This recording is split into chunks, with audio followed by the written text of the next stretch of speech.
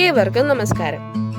നമ്മൾ ആയിരിക്കുന്ന ലോകത്ത് നമ്മൾ എല്ലാ ദിവസവും ഉപയോഗിക്കുന്നതും നമുക്ക് മാറ്റി നിർത്താനാവാത്തതും എന്നിരുന്നാലും എല്ലാ ദിവസവും കൂടുതൽ മികവുറ്റതായി വന്നുകൊണ്ടിരിക്കുന്നതുമായ ഒരു കാര്യമാണ് നമ്മളായിരിക്കുന്ന സൈബർ ഇടങ്ങൾ അല്ലെങ്കിൽ നമ്മൾ ഉപയോഗിക്കുന്ന സോഷ്യൽ മീഡിയകൾ. എല്ലാ ദിവസവും കൂടുതൽ പ്ലാറ്റ്ഫോമുകൾ നമുക്കായി തുറക്കപ്പെടുന്നു. അവ മൂലമുണ്ടാകുന്ന പ്രത്യാഘാതങ്ങൾ അല്ലെങ്കിൽ അവയിൽ പതിയിരിക്കുന്ന അപകടങ്ങളെ പറ്റി നമ്മൾ പലപ്പോഴും മറന്നുപോകുന്നു എന്നുള്ളതാണ് വാസ്തവം. എല്ലാ ദിവസവും സൈബർ അറ്റാക്കുകൾ, സൈബർ ക്രൈമുകൾ, സ്പാം, മാൽവെയർ അല്ലെങ്കിൽ സൈബർ ത്രെറ്റനിങ് ഇവയെക്കുറിച്ചെല്ലാം നമ്മൾ നമ്മുടെ ന്യൂസ് പേപ്പറിലൂടെയും ന്യൂസിലൂടെയും നമ്മൾ അറിയുന്നുണ്ട്. എന്നിരുന്നാൽ പോലും അവയെ തടയാൻ അല്ലെങ്കിൽ അവ നമുക്ക് നൽകിയ ഇമ്പാക്റ്റിനെ ഒന്ന് ലഘൂകരിക്കാൻ വേണ്ടി നമ്മളെ സഹായിക്കുന്ന ഒരു കാര്യമാണ് സൈബർ സെക്യൂരിറ്റി.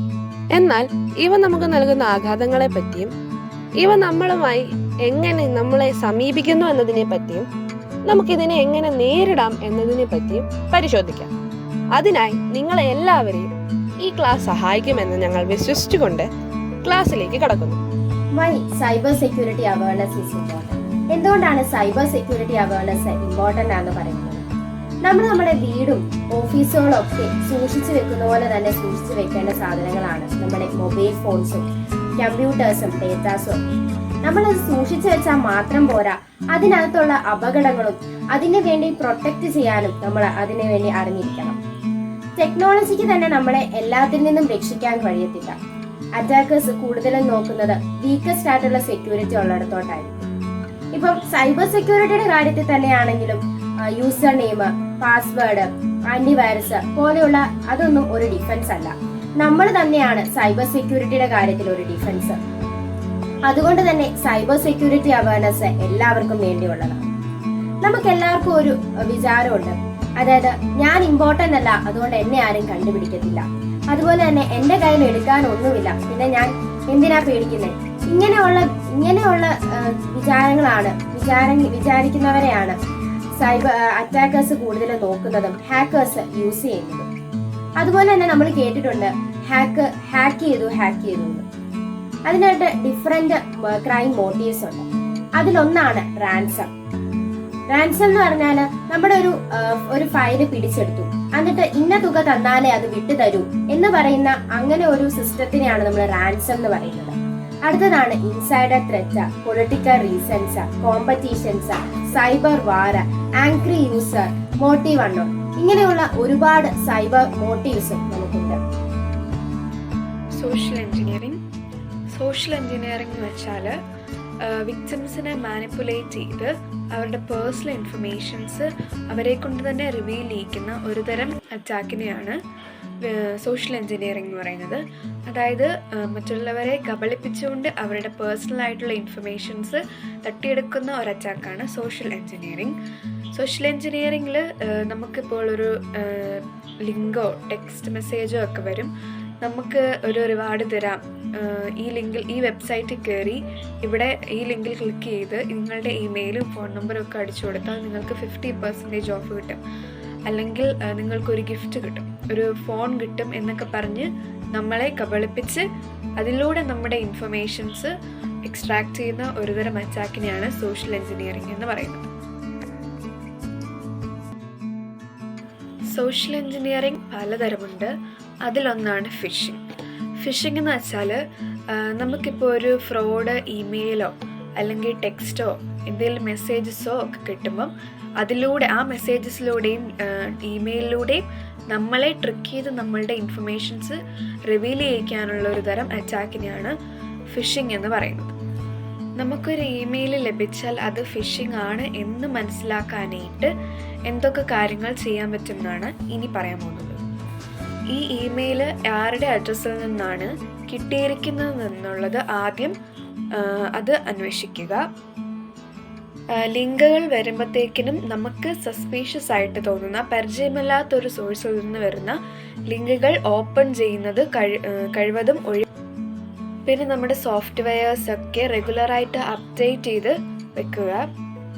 നമുക്ക് ലഭിച്ചിരിക്കുന്ന ലിങ്കിൽ ഗ്രാമർ മിസ്റ്റേക്കോ സ്പെല്ലിംഗ് മിസ്റ്റേക്കോ അങ്ങനെ എന്തെങ്കിലുമൊക്കെ ഉണ്ടെങ്കിൽ അതാദ്യം പരിശോധിക്കുക.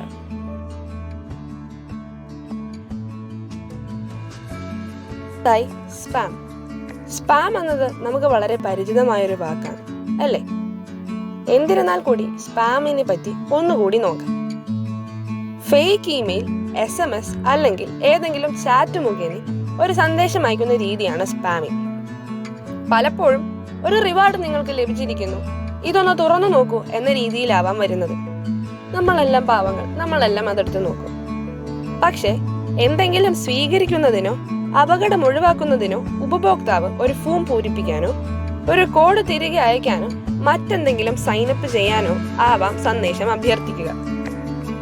നമ്മൾ മനുഷ്യർ ഈ സ്പാമിനെ പറ്റി ഒരുപാട് അറിയുന്നു എന്ന് സ്പാം ചെയ്യുന്ന ആളുകൾ അറിയുന്നതിനോടൊപ്പം തന്നെ സ്പാമിങ്ങിന്റെ രീതികളും വളരെയധികം വേറിട്ടുകൊണ്ടിരിക്കുകയാണ്. അതായത് സ്പാമിങ്ങിന് നിരവധി രൂപങ്ങളുണ്ട് എന്ന്. ഇപ്പോൾ നമുക്ക് 2 തരത്തിലുള്ളത് നോക്കാം. ആദ്യത്തേത് ഇമെയിൽ സ്പാം. നമ്മുടെ മെയിൽ ബോക്സിൽ ഏതെങ്കിലും ഇമെയിലുകൾ ചിലപ്പോൾ ഇങ്ങനെ വളരെയധികം വന്നു കിടക്കുന്നതായി കാണാം. അങ്ങനെയുള്ള ഇമെയിലുകൾ, സ്പാം ഇമെയിലുകൾ വരുമ്പോൾ നമുക്ക് നമ്മുടെ റെലവെന്റ് ആയിട്ടുള്ള, നമുക്ക് അത്യാവശ്യം വേണ്ടിയിട്ടുള്ള ഇമെയിലുകൾ നമ്മൾ കാണാതെ പോകുന്നു. അത് സ്പാം കാരണമുണ്ടാകുന്ന വളരെ വലിയൊരു വിപത്താണ്. അടുത്തത് ഇന്നത്തെ കാലത്ത് നമ്മൾ വളരെയധികം പരിചിതമായിട്ടുള്ള സ്പാമിന്റെ ഒരു വേർഷനാണ് സോഷ്യൽ മീഡിയ സ്പാം. ഇവിടെയാണ് ഒരു സ്പാമർ ഇരകളാകാൻ സാധ്യതയുള്ളവരുമായി ബന്ധപ്പെടാൻ സോഷ്യൽ മീഡിയയിലെ അക്കൗണ്ടുകൾ എറിഞ്ഞടയ്ക്കുക. അതായത് നമ്മൾ നമ്മുടെ സോഷ്യൽ മീഡിയ അക്കൗണ്ട്സിൽ എന്തെല്ലാം പോസ്റ്റ് ചെയ്യുന്നു, നമ്മൾ ആരുമെല്ലാമായി സമ്പർക്കം പുലർത്തുന്നു എന്നിവയെല്ലാം സ്പാമർമാർക്ക് അറിയുവാൻ വേണ്ടി സഹായിക്കുന്നതും, അങ്ങനെ നമ്മളെ സ്പാം ചെയ്ത് നമ്മുടെ കയ്യിൽ നിന്ന് നമ്മുടെ പേഴ്സണൽ ഡീറ്റെയിൽസും നമ്മുടെ കയ്യിൽ നിന്ന് പണവും എല്ലാം തട്ടിയെടുക്കാൻ വേണ്ടി സ്പാമർമാർ ഈ ഒരു വഴി തിരഞ്ഞെടുക്കുന്നു. ഒരേ സമയം നിരവധി അനുബന്ധ ഹാൻഡിലുകൾ പിന്തുടരുന്ന ട്വിറ്ററിൽ ഒരു കസ്റ്റം ഓഫീസർ ആണെന്ന് പോസ്റ്റ് ചെയ്യുന്ന ഒരു പ്രൊഫൈലിൽ നിന്ന് നിങ്ങൾക്ക് ഫേസ്ബുക്കിൽ സൗഹൃദ അഭ്യർത്ഥനകൾ ലഭിച്ചിരിക്കണം. ഇവ സ്പാം അക്കൗണ്ടുകളുടെ ഉദാഹരണങ്ങളാണ്. നമ്മുടെ ഈ ലൈഫിൽ എത്രത്തോളം സോഷ്യൽ മീഡിയയുടെ സാധ്യതകൾ ഉയരുന്നു, അത്രത്തോളം സ്പാമിനും നമ്മളെ ഇങ്ങനെ ഹാക്ക് ചെയ്യാനായിട്ടുള്ള ഹാക്കർമാരുടെ സാധ്യതകളും കൂടിക്കൊണ്ടുവരിക. പിന്നെയുള്ളത് മൊബൈൽ സ്പാം. മൊബൈൽ സ്പാം എന്ന് പറയുന്നത് ആദ്യം പറഞ്ഞതുപോലെ തന്നെ SMS വഴിയുള്ള സ്പാം സന്ദേശങ്ങളാണ്. എല്ലായ്പ്പോഴും ക്രമരഹിതമായ ഫോൺ നമ്പറുകളിലേക്ക് ബൾക്കായിട്ട് SMS ഇവർ അയക്കുന്നു. സന്ദേശം ഒന്നുകിൽ റെസിപ്പിയന്റ് ഒരു കോഡ് തിരികെ അയക്കാൻ അഭ്യർത്ഥിക്കുകയും അല്ലെങ്കിൽ വളരെ ആഴത്തിലേൽക്കാവുന്ന അപകടങ്ങൾ ഒഴിവാക്കാൻ അല്ലെങ്കിൽ ഒരു വളരെ നല്ല ഓഫറിലേക്ക് ഈ നമ്പറിൽ വിളിക്കുക എന്ന രീതിയിലെല്ലാം സ്പാം ഇപ്പോൾ നമ്മുടെ ഇടയിൽ തരംഗമായിക്കൊണ്ടിരിക്കുകയാണ്. ഇനി നമുക്ക് എങ്ങനെ നിങ്ങൾക്കൊരു സ്പാം സന്ദേശമോ കോളോ ലഭിക്കുമ്പോൾ പ്രതികരിക്കാം എന്ന് നോക്കാം. നമ്മൾക്കറിയാത്ത നമ്പറിൽ നിന്ന് കോൾ വരികയോ അല്ലെങ്കിൽ സംശയാസ്പദമായ രീതിയിൽ ഏതെങ്കിലും മെസ്സേജുകൾ വരുമ്പോഴോ അത് കണ്ടില്ല എന്ന് നടിക്കുക എന്നത് തന്നെയാണ് നമ്മൾക്ക് ചെയ്യാനാകുന്ന ഏറ്റവും ആദ്യത്തെ ഘട്ടം. അതായത് നിങ്ങൾക്കൊരു കോണ്ടാക്ട് അല്ലെങ്കിൽ സഹായം വാഗ്ദാനം ചെയ്യുന്നതിനായി അല്ലെങ്കിൽ ഒരു കോഡ് തിരികെ അയക്കാൻ ആവശ്യപ്പെടുന്ന ഒരു അജ്ഞാത വ്യക്തിയുടെ സന്ദേശത്തോട് ഒരിക്കലും പ്രതികരിക്കരുത്. നമുക്ക് സംശയം വരാതിരിക്കാൻ വേണ്ടി നമ്മുടെ ഭാഷയിൽ തന്നെ സംസാരിക്കുന്ന സ്പാമർമാരും ഇന്ന് ഈ കാലഘട്ടത്തിലുണ്ട്. ചിലപ്പോൾ നമ്മളുടെ അടുത്തിരിക്കെ മെസ്സേജ് അയച്ച ആള് ചിലപ്പോൾ നമ്മളോട് സോറി, നിങ്ങളുടെ നമ്പർ ഞാൻ തെറ്റായി നൽകിയതായി അവകാശപ്പെടും. അതായത് എൻ്റെ ഒരു ആവശ്യത്തിന് വേണ്ടി ഞാൻ നമ്പർ അടിച്ചപ്പോൾ അത് തെറ്റിപ്പോയി നിങ്ങളുടെ നമ്പറായി ഞാൻ അടിച്ചിരിക്കുന്നു. അത് മാറ്റണം എന്നുണ്ടെങ്കിൽ എനിക്ക് നിങ്ങളുടെ SMS-ലൂടെ വരുന്ന ഒരു OTP വേണം എന്ന് പറയുന്നു. ആ കോഡ് നിങ്ങൾ പറഞ്ഞു തരുവാനാണ് ഇന്നത്തെ കാലത്ത് വരുന്ന അടുത്തൊരു ട്രെൻഡ്. അങ്ങനെ ഒന്ന് വരികയാണെന്നുണ്ടെങ്കിൽ ഈ ഒരു കോളിനോടോ മെസ്സേജിനോടോ നിങ്ങൾ പ്രതികരിച്ചാൽ നിങ്ങൾ ഇരയാകുമെന്ന സൂചനയാണിത്. ഇതിൽ നിന്നെല്ലാം ഞാൻ പറഞ്ഞതുപോലെ തന്നെ പ്രതികരിക്കാതിരിക്കുക, അത് തന്നെയാണ് ഏറ്റവും വലിയ ഒരു പ്രിവെൻഷൻ മെത്തേഡായിരുന്നു. ഞാൻ അവിടെ നിങ്ങളുടെ മുന്നിൽ സംസാരിക്കാൻ പോകുന്ന വിഷയം പാസ്വേഡ് പ്രൊട്ടക്ഷൻ. പാസ്വേഡുകൾ നമ്മൾ നമ്മുടെ ഫോണിൻ്റെ സേഫ്റ്റിക്കും പ്രൊട്ടക്ഷനും വേണ്ടിയിട്ടുമാണ് നമ്മൾ യൂസ് ചെയ്യാറുള്ളത്. കൂടാതെ നമ്മുടെ ഫോണിലെ ഡേറ്റാസും ഫയൽസും ഇവയൊക്കെ മറ്റൊരാൾ അനാവശ്യമായിട്ട് എടുക്കാതിരിക്കാനും നമ്മൾ പാസ്വേഡുകൾ ഉപയോഗിക്കാറുണ്ട്. പിന്നെ നമ്മുടെ ഫോണിലെ നമ്മൾ ഉപയോഗിക്കുന്ന സോഷ്യൽ മീഡിയകളായ വാട്സപ്പ്, ഇൻസ്റ്റാഗ്രാം, ഫേസ്ബുക്ക് ഇവയിലൊക്കെ നമ്മൾ പാസ്വേഡുകൾ ഉപയോഗിക്കാറുണ്ട്. പാസ്വേഡ് പ്രൊട്ടക്ഷൻ ഏത് ഡിജിറ്റൽ ഉപകരണത്തിൻ്റെയും സുരക്ഷയ്ക്ക് അനിവാര്യമാണ്. Password protection. Password protection allows only those with an authorized password to gain access to certain information. Passwords are a first line of defense against cybersecurity compromise. And one of the most important way to prevent information security breaches is the use of strong passwords. ചില informations അറിയാൻ വേണ്ടിയിട്ടാണ് നമ്മൾ പാസ്വേഡുകൾ use ചെയ്യാറുള്ളത്. പാസ്വേഡുകൾ എന്നാൽ cyber സുരക്ഷാ ഭീഷണികൾക്ക് എതിരെയുള്ള ആദ്യ പ്രതിരോധ നിരയാണ്.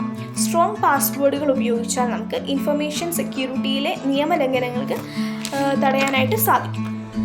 Password protection check list in creating password create ചെയ്യുമ്പോൾ എന്തൊക്കെ ശ്രദ്ധിക്കണം? പാസ്വേഡ് ക്രിയേറ്റ് ചെയ്യുമ്പോൾ നമ്മുടെ പേഴ്സണൽ ഇൻഫർമേഷൻസ് ആയിട്ട് ഉള്ളതൊന്നും ഇടാതിരിക്കുക. ലൈക്ക് ബർത്ത്ഡേ അല്ലെങ്കിൽ address, anniversary date, pet name, അതുപോലെ ഈസി ആയിട്ട് ഗസ് ചെയ്യാൻ പറ്റുന്നതൊന്നും ഇടാതിരിക്കുക. ഒരു ലെങ്തി ആയിട്ടുള്ള ലൈൻ ഇടുന്നത് എപ്പോഴും നല്ലതായിരിക്കും. നമുക്ക് എപ്പോഴും ഈസി ആയിട്ട് ഓർത്തെടുക്കാൻ പറ്റുന്നതായിരിക്കും. അതൊരു നമ്മുടെ ഇഷ്ടപ്പെട്ട ഒരു ബുക്കിലെ ഒരു ഫേവറേറ്റ് ലൈനോ അല്ലെങ്കിൽ നമ്മൾ പഠിക്കുന്ന ടെക്സ്റ്റിലെയോ എന്തെങ്കിലും അതിലൊരു ഫേവറേറ്റ് ലൈനോ എന്തെങ്കിലും ഒരു സെന്റൻസ് ആയിട്ടുള്ള സാധനം ഇടുന്നത് വളരെ നല്ലതായിരിക്കും. നമ്മൾ പാസ്വേഡ് ഇടുമ്പോൾ അതിൻ്റെ അകത്ത് കൂടുതലും സിംബൽസും അല്ലെങ്കിൽ ലെറ്റേഴ്സ് ക്യാപിറ്റലൈസ് ചെയ്യുന്നതും അല്ലെങ്കിൽ അതിനകത്ത് നമ്പേഴ്സ് ഇൻക്ലൂഡ് ചെയ്യുന്നതും ഒക്കെ വളരെ നന്നായിരിക്കും. ഓരോ ആപ്ലിക്കേഷനും ഡിഫറെൻ്റ് ആയിട്ടുള്ള പാസ്വേഡ് യൂസ് ചെയ്യുക. നമ്മൾ ഓരോ അക്കൗണ്ടിലും പുതിയ പാസ്വേഡ്, ഡിഫറെൻ്റ് ആയിട്ടുള്ള പാസ്വേഡ് ഇടാൻ ശ്രദ്ധിക്കുക. 2-factor authentication യൂസ് ചെയ്യുന്നതുകൊണ്ട് നമ്മുടെ ഒരു ഇൻഫർമേഷൻ വേറൊരാൾ എടുക്കുകയാണെങ്കിൽ അത് നമ്മുടെ ഫോണിൽ ഒരു നോട്ടിഫിക്കേഷൻ ആയിട്ട് വരും. അതായത് നമ്മളിപ്പോൾ ഒരു എടുക്കുമ്പോഴത്തേക്കും അതിനകത്ത് ഫസ്റ്റ് ലോഗിൻ ചെയ്യണമെങ്കിൽ നമ്മളതിൻ്റെ പാസ്വേഡ് എടുക്കണം.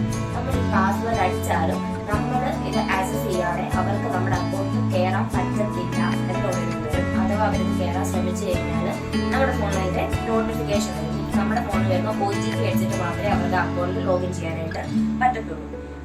ഇതുപോലുള്ള 2-factor authentication ഇപ്പോൾ എല്ലാ സോഷ്യൽ നെറ്റ്വർക്കിലും ബാങ്കിലും ഒക്കെ യൂസ് ചെയ്ത് വരുന്നു.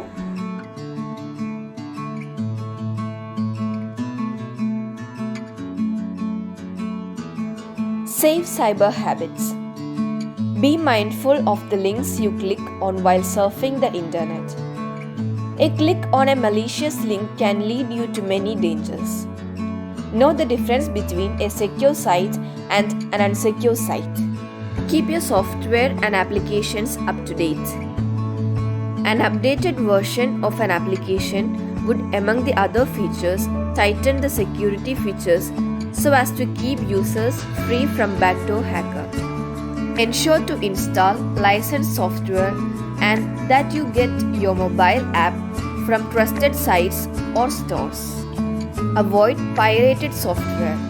They can expose you to hackers. Keep your online account's privacy settings enabled and regularly updated. Privacy settings are control buttons provided within your browser or an online account which you can use to define your information sharing boundaries online. Most browsers and social media platforms have provisions for privacy and security settings. With your privacy setting properly configured, you can limit who can have access to your shared information. Use an up-to-date antivirus software on your devices. An antivirus software is a utility software that is installed on a computer or mobile devices with the aim of protecting the device from virus, trojans, spyware, and spam attacks. Ensure you install an original licensed antivirus or internet security software. Always log out from sites or portals when you're done using them. Signing to an account online is more like unlocking a personal safe or your home. And to not log out when you're done using the platform is more like leaving your home wide open and going out. If you must leave any of your accounts logged on, ensure that it is on your personal device and that your device security lock-in enabled. Limit the personal information you share online. The way you cannot physically hand over your personal information to a total stranger except you get to know the person. So also you should limit the personal information you share with millions of persons online, especially on your social media accounts.